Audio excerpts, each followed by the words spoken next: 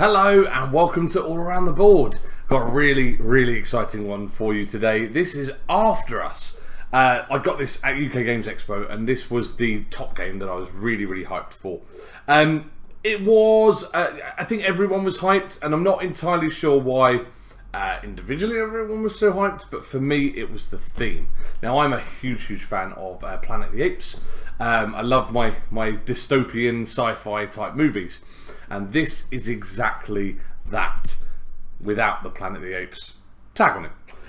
So in After Us, it's 2083 and humans have been extinct for decades. You're building up your monkey clan, your ape clan, depending on which way you go, and you will be taming sort of old human technologies. You're going to be paying for that, collecting resources to build up your tribe, and the first player to get 80 or more victory points is going to be the winner.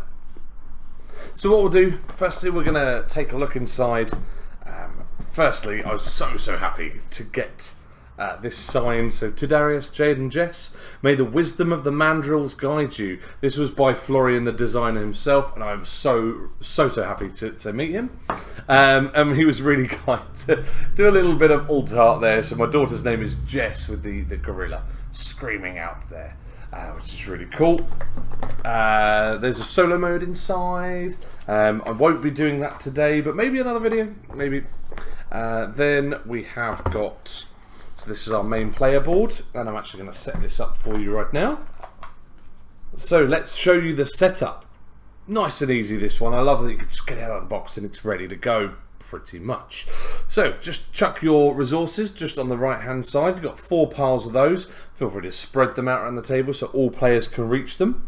Then you're going to pick yourself 3 technologies. The rulebook does suggest for your first game to use the computer, the boombox and the moped, but you can choose any 3 technologies you would like. Then you've got 8 decks of cards, and they will depict one type of monkey in 2 different forms. So for the mandrills, for example, you have 2 different artworks, and you're just going to shuffle them and put them on the matching grey section there. Repeat that for all of the other 6 decks. Then each player will get themselves a colour, and in their colour they're going to take their player board, 2 markers. One is going to go here and the other one is going to go onto the score track. Make sure you've got 4 of these tokens, which on the other side will have an orangutan, a gorilla, a mandrill and a chimp, as you can see here. Grab yourself a double-sided reference card. This one will come in handy, but after a while I don't even think you're going to need it. And finally you want to take your 8 tamarin cards, and to know which player colour they are, you just look at the flag, the colour of the flag that the tamarin is sat on. And that's our setup, so let's begin. In After Us, the aim of the game is to be the first player to get more than 80 victory points. All players will start with 0 points and they'll work their way around the board until somebody gets 80 or more victory points. Now this isn't at the end of a round, this is at the end of any phase. So if I've completed phase 1 or just completed phase 2, if anybody is 80 or more points, that will end the game straight. Now it could be that you have multiple people go past 80 points. In that case, the person that's in front will win. However, if you've got multiple players who pass 80 and they've got the same victory points at the end, then they share the victory. And that is the main way to win the game. You'll know if you're going to get victory points because the main symbol for victory points is this light bulb symbol just here. There's lots of different ways to get that. So for example, some technologies can give you victory points, trashing certain apes can get you victory points, and actually conversion of goods can also give you victory points down here.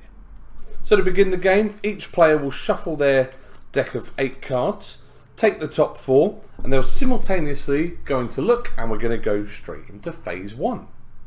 So for phase 1, you're going to be arranging your monkeys, your 4 monkeys, below your board here in any order that you want.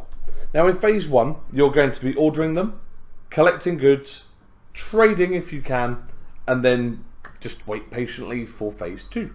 So you might notice there's lots of different symbols on these cards. Now having a quick look, you'll notice that some of them will be their own self-contained frame. They'll be completed, such as this orange here, whereas some of them are incomplete and they kind of go off the edge of the card, and you're trying to match these up to create an entire frame, such as this one will then get me 2 blue tokens, and this one has created a frame where I can transfer 2 blue tokens into 1 point. Now, it is fine if you don't complete your frame. You don't have to complete all of the frames. It just means that you're not going to get as much. So, for example, if I didn't actually need blue tokens, but I really, really needed black tokens, I can take this tamarin and pop him on the end to create a frame that actually includes enough resources there. So this will get me 2 black tokens.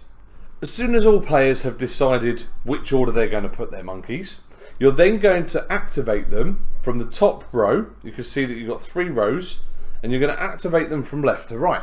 So the first thing I'm going to do is I'm going to collect goods going from left to right. So for example, I've got 1 battery because that's in a self-contained frame. Then I'm going to get 2 of these black tokens. Going along, I'm going to get 2 of these blue tokens. I'm going to get 1 of these orange tokens. And finally, I can't get either the blue or the black because they are not complete. So that is my gather phase, and all players can do this at the same time. Then you go on to your next row. So here it's, and you don't have to do these, but you have to do them from left to right. So that's the trick here. So on this one, it says I can spend 1 orange to get a point, which I think in this case, just for the video, I'm going to do that. And I'm going to spend it, and I'm going to move my points just up the top here. Now all players can move their points in this phase for as long, in any order. There's no particular order that you have to do this. Then I'm going to go onto here and I can spend those 2 blues if I want to, and I am. I'm going to spend the 2 blues to get myself another victory point. Going along, this is not complete, and then I have 1 final self-contained frame which I can spend the battery to then get myself a 3rd victory point. Now, as great as that is, I've got 3 victory points. Didn't really do a lot. But I'm not leaving myself enough resources for phase 2. So let's go on to phase 2. We're going to say that all players have completed this phase. They've collected their resources. They've done the trades. You can go on to the 3rd row, but that won't come until later on in the game because your starting monkeys will all have something, a half complete frame in the bottom right. So you can't do anything with the 3rd one. But the 3rd row is just more trades, but just better. But anyway, so we're going to go on to phase 2, and on phase 2 every player is going to choose 1 of their 4 tokens in secret. Now these are going to mean 2 things. 1, it's going to give you a one-off bonus. So for this one you're going to get yourself 2 rage. We'll explain rage later. This one will let you repeat a frame, so you can select any frame and redo it. This one will allow you to get 2 victory points, and this one will allow you to get 2 batteries.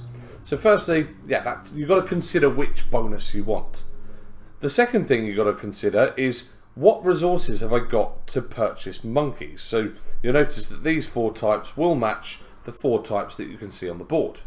If, for example, I selected this monkey for my round, I can't then go and buy a monkey from one of these 3 rows. I can only buy from this one because I selected that I'm going to play the orangutan this round.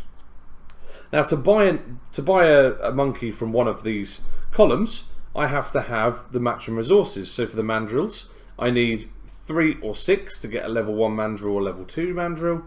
Same goes for this one, I need 3 or 6 but in orange to get an orangutan of the matching type. Then we've got the gorillas, so for every 3 or 6 black cubes I spend, I can take a level 1 or level 2 gorilla. But this one's different, so the chimp at the end is 3 of the same or 6 of the same. So that is kind of the wild one, and this one, each deck has its own speciality, but this one allows you to repeat actions. So I quite like this one. I use this action really as I can't really think, or I'm holding the group up. I'll just go for this because I've got lots of resources and I haven't quite made my mind up. But each of these apes will have a different speciality. This one specialises in victory points. This one specialises in batteries, which you can use to fund technologies, which we'll go through in a mo. This one will allow you to concentrate on rage, and again, rage we'll explain a little bit later. And this one, like I said, is going to repeat actions. So I'm just going to say that I would like to play this one. Everyone's going to play this face down in phase 2, and then everyone at the same time, 3, 2, 1 will reveal, and they're going to get themselves firstly the bonus, and then they can buy themselves the matching ape that I chose. Now, this is the only bit of player interaction in that entire game. Whilst I've chosen this one, we're going to say the player to my left has chosen this gorilla, and the player to my right has chosen this battery. They're going to have their own tokens. This is why you choose in secret in 3, 2, 1 reveal. So, in any order, I can do my benefit of repeating an action here, but I can spend 2 of the same good to activate one of my neighbour's special ability. I can't copy the ape, but I can copy the bonus. So let's say, for example, I need 2 batteries. Before I take my go, I could decide, oh yes, I'll spend these 2 black tokens, and I'm going to copy the player on my right, and I'm going to get myself 2 batteries. It's just an extra little trade. It's the only real interaction, and it's mildly lackluster, but it does help at times. So, going back to this, I'm not gonna copy one of my neighbours. That's fine. I'm not gonna do that. But I am going to activate this ability first before I buy my ape, so I can repeat any one of my frames. So looking at my frames that are complete, there's a lot of conversion for points, and I don't want to do that. Firstly, I haven't got any resources left anyway for this example, but I could do with more of this, because if I've got 3 of the matching type, I can come and buy a chimp. So I'm going to repeat this, which gets me 2 black cubes, which I'm going to take there. And then at the same time, again, all players will be doing this at exactly the same time. I'm going to spend 3 of the matching resource back to here, and I take the top card of this deck. And then other deck builders, you buy it and put it in the discard pile. But in this one, you put it on top of your deck. Now, if you haven't got anything there, it just sits on the top. But I'm going to put it on the top of my deck. Now, I love this. I think Arnak does this as well. The fact that you know what's coming. Really, really big difference to the game. So I know that I'm going to get chimp. The only downside with this is it's wild, so I don't actually know what this chimp in particular is going to do. I just know that it's going to be related to getting extra actions. Once all players have finished that, they've collected their chimps, and they don't have to. They don't have to buy any of the apes on the board. But once you've done that and you've done your bonuses, everybody will wipe away the 4 cards that they used in that round. Place that in a discard pile over here. Get rid of your disc that's on top here. And then you're going to draw the next 4 cards. And as we know, this one is going to be the one that I just purchased in the last round. So now we're on to the second round. And you'll see that we've got some more Tamarin cards. Very basic ones that you want to get rid of. But we've now got one of our more specialist chimps or apes. And again, I can put this in any way that I want. So I can put it in here, for example. This is quite a nice one. This one's got a self-contained victory point, which is cool. I might look at this conversion. I can get 2 points, but what do I want to spend to do it? Do I want to spend a black and a battery? I've already got a black, so maybe. Do I want to spend 2 blacks if I do it like that? It's entirely up to me. Now, I thought when I first played this game, I would struggle with this. And one of our friends that we played with, very, very nice guy, game designer as well, he said that the best thing he found was he would just concentrate on one action that he desperately, desperately wanted. So let's say, for example, he desperately wants the 2 points and he's going to concentrate on getting a black and a battery for it. That's going to be my solidified one in. He said the other 2, just merge it around how you want. And actually, I found that a lot easier. So for this next example, I'm gonna trigger it like this. Now there's a few things I've missed that I haven't actually explained yet, and that's for a reason. I wanted you to get a feel for how the flow of the game works before I explain 2 very other important things in the game. One of them is technologies. So you can see that we're collecting batteries, and it's to represent that the apes are learning technology. So they're learning how to ride a bike, they're learning how to use a computer, and they're learning how to rock out to probably some Aerosmith, Walk This Way. So on these cards, you'll notice that they've got a battery cost, and then an ability underneath, plus a round. So it's phase, for example, this is phase 2, this is in phase 1. This one in particular can be done in phase 1, 2, or 3. Now you can spend any amount of those batteries that you can see once per round as well, and you can activate each one of them once per round. So for example, this one, I can in phase 1, 2 or 3, I can spend 5 batteries to get myself 5 victory points. I couldn't do that 3 times in a round. I either do it in phase 1, phase 2 or phase 3. In this one, this can only be done in phase 1. I can spend 2 batteries, and what this will allow me to do is discard a card. So say for example this is no good to me, I can discard this, to draw another card, which I could then use straight away to place into my 4-card tribe. And this one here allows me in phase 2 to spend 6 batteries or 9 batteries, depending on if I want a level 1 or a level 2 ape.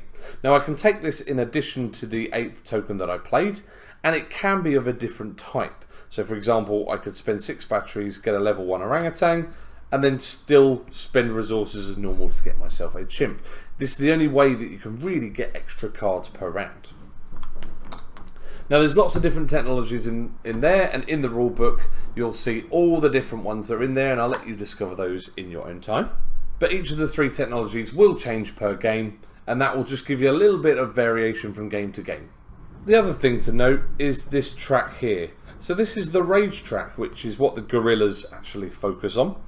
The more rage you get, the better your deck is going to become, because you can spend at any time 4 rage to trash a card. Now if you're familiar with deck builders, you want to trash cards that are no good to you. If they're not working your deck and they're not getting you any good stuff, you can trash them.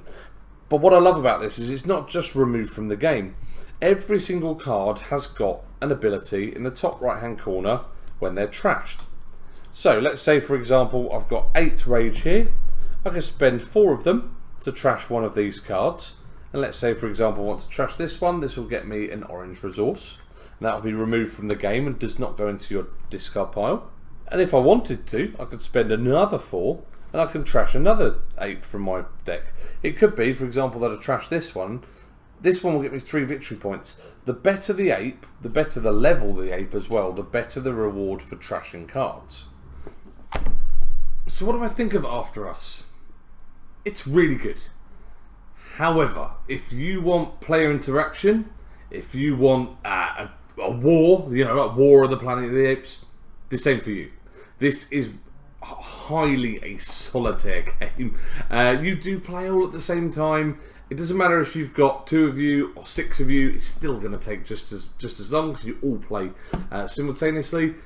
It's not the greatest groundbreaking game of this year, I would say. It's very, very good. I don't understand the hype. I have personal hype because of the theme, like I said, but I don't get the mass hype. I think the only real hype is the fact that it is now June and it's not out till September. I think that's it. I think come September, this will be one of those games that maybe will be in sort of modern classics, I would put it under, because it's quite an easy, it's an easy deck builder with a bit of a twist. So I think maybe it'll be in sort of a modern classics section. But I don't think by any means it's going to be in sort of the top 100 of BGG, for example. So I've played this 3 times now, twice with 6 and once with just the 2. I prefer it with 2. It's not any longer. The only thing that made it longer in our 6-player games was we got chatting. Some people were quicker than others, and those who were done in the round got chatting and then lost where we were. Then we had to retrack. Hang on, are we in phase 1? Are we phase 2? Lots of confusion, I think, with more people. So I think this game will flow much, much better with less people, and that's what I found with the 2-player game. The 2-player game took us 20 minutes, if that. But also to note, the first 6-player game, all 6 of us hadn't played. We all learnt it straight from the rulebook. Really easy to learn, super easy. The rulebook is great, and the only thing that really took extra time was us chatting, and that was it. So yeah, I can see this being a really good filler. Maybe not the main game of the evening, but who knows? Some people have different tastes, and they might enjoy this very much. So a little random, useless information for you, but very, very cool. Something I got told by Florian himself at UK Games Expo. Depending on what country you buy this in, depends on the monument that you'll get on the outside of the box. So on my one, I got it from the UK, and I have Big Ben. The French one will have the Eiffel Tower, similar to what you saw in the rulebook. And apparently, and now this is the one I actually do want, the Italian version has the Colosseum on it. The Roman Colosseum. That's so cool. I want that. Thank you so much for watching this video. If you got this far, great. Please give this a like. Make sure you follow my channel. I'll be doing games like My Shelfie, it's here. I've got Star Wars The Deck Builder, and I picked up, this way, San Francisco. This is another one that I'd like to do very soon. So if you want to see these ones, or if you've got any suggestions on other games you'd like to see, do let me know, and I'll see what I can do. Thank you very much for watching, and have a good day. Bye bye.